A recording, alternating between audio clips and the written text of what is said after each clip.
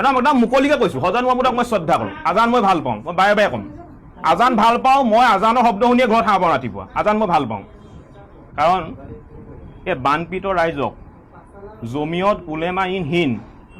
আৰু আনফৰ ফাউণ্ডেশ্যনে যিমানখিনি সহায় কৰিছে আমি দেখি আহিছোঁ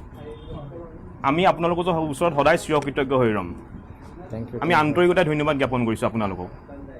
আৰু আজিও আপোনালোকে আমি গম পাইছোঁ মোৰ লগত ইতিমধ্যে আনফৰ চাহাবৰ কথা বতৰা হৈছিলে শিৱসাগৰ আৰু চৰাইদেউ জিলাত বানত ক্ষতিগ্ৰস্ত হোৱা কেইবাশ পৰিয়ালক আনফৰ চাহাবে আৰ্থিকভাৱে সহায় কৰিবৰ কাৰণে ওলাই আহিছে এইটো এতিয়া ক'বলৈ গ'লে এটা শুভ চিন্তন আমাৰ জাতিটোৰ কাৰণে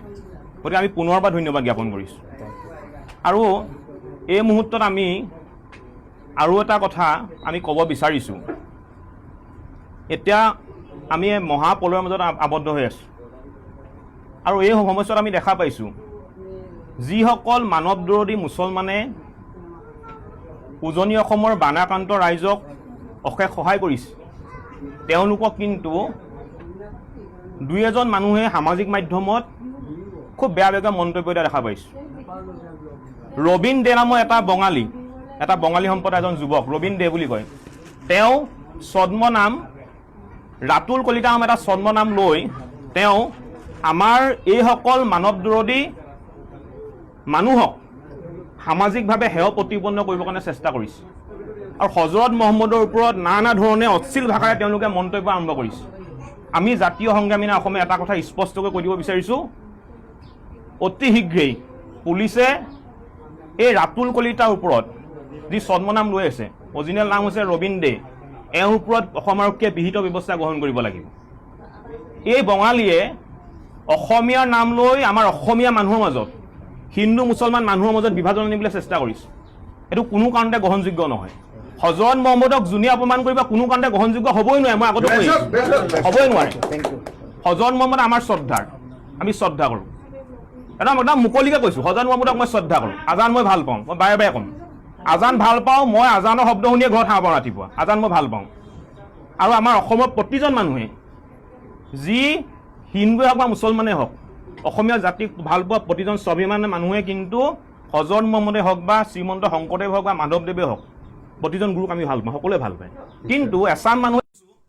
ছদ্মনাম লৈ আমাৰ অসমীয়া জাতিৰ মাজত বিভাজন আনিবলৈ চেষ্টা কৰিছে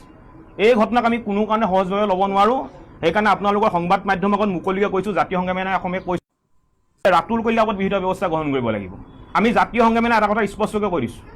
বানপানী আৰু কিছুদিনৰ পিছতে বানপানী শেষ হ'ব মানুহবোৰ উদ্ধাৰ হ'ব তাৰ পৰৱৰ্তী সময়ত কিন্তু আমি এই যে হজৰত মহম্মদ যে অপমান কৰিছে আমাৰ অসমীয়া মানুহৰ মাজত যে বিভাজন আনিবলৈ চেষ্টা কৰিছে ছদ্মনাম লৈ আমাৰ মানৱ বিৰোধী মানুহসকলক যে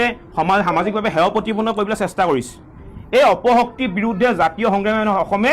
কঠোৰ ব্যৱস্থা ল'ম আমি কঠোৰ ব্যৱস্থা ল'ম যদি অসমৰকীয়া ব্যৱস্থা ল'ম আমি নিজৰবগীয়া ব্যৱস্থা ল'ম স্পষ্ট কথা নিজৰবগীয়া ব্যৱস্থা ল'ম কিন্তু ব্যৱস্থা ল'মেই পুনৰ কৈছোঁ ব্যৱস্থা ল'মেই হজৰত মহম্মদক অপমান কৰিব আমি কোনতিয়াও চাই নাথাকোঁ এইটো সঁচা কথা দেই এইটো কোনো হ'বই নাই কোনো কাৰণতে মানে গ্ৰহণযোগ্য হ'ব নোৱাৰে তাৰমানে আৰু আনফৰ চাহাবক মই পুনৰবাৰ ধন্যবাদ জ্ঞাপন কৰিছোঁ তেখেতে বানপানী হোৱাৰ প্ৰথম অৱস্থাৰ পৰাই যিহেতু আনফৰ চাহাবৰ লগত মোৰ এটা টেলিফোনিক বাৰ্তালাপ হৈ থাকে তেখেতে প্ৰথম অৱস্থাৰ পৰাই এই বানপানী ৰাইজসকল কেনেকৈ আছে তেনেকৈ তাৰ খা খবৰ লৈ আছে আৰু যোৱা আপোনাৰ এসপ্তাহ আগতে ইতিমধ্যেই শিৱসাগৰ চৰাইদেউ জিলাৰ বানাক্ৰান্ত ৰাইজৰ কাৰণে বৃহৎভাৱে তেওঁ চাউল দাইলৰ পৰা আদি কৰি এটা পৰিয়ালৰ কাৰণে যিখিনি অত্যাৱশ্যকীয় সামগ্ৰী গোটেই সামগ্ৰীখিনি তেখেতে প্ৰদান কৰিছে গতিকে আমি জাতীয় সংগ্ৰামী অসমৰ পৰিয়ালৰ তৰফৰ পৰা আপোনাক আন্তৰিকতাৰে ধন্যবাদ জ্ঞাপন কৰিছোঁ আমি এইটোৱে বিচাৰিছোঁ তেওঁ সুস্বাস্থ্য কামনা কৰিছোঁ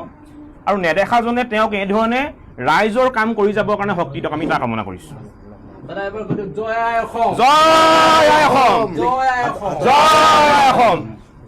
জয় অসম জয় অসম জয় অসম